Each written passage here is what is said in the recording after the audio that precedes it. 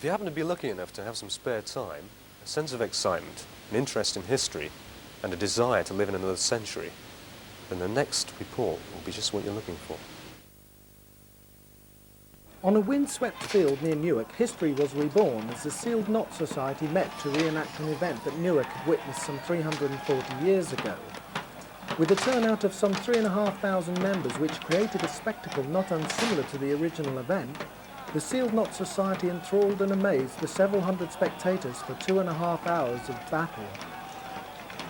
The Sealed Knot was formed in 1968 by Brigadier Sir Peter Young, who was a foremost military historian, who came out of the Second World War the most decorated commander, having been awarded the DSO and the Military Cross with 2 bars.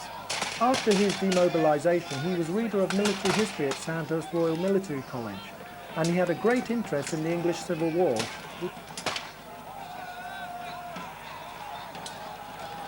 I then asked General Arthur Starkey, how did it all begin?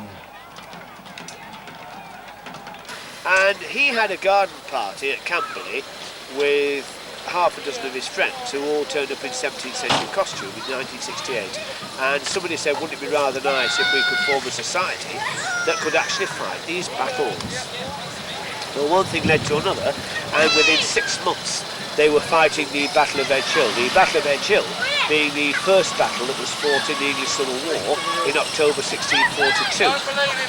And they fought that battle with 500 members, all of whom, funny enough, were royalists. There was no parliamentarian army, and the parliamentarian army faction was provided by about 6 antique pieces of artillery which were lent by the army, and that half a dozen people were dashing around between these, firing them, while the royalists were issuing battle cries, and the cavalry, so I'm told, were charging around with no enemy. However, within about a year, a parliamentarian army had been formed, and since that time, the Sealed Knot has gone on from strength to strength.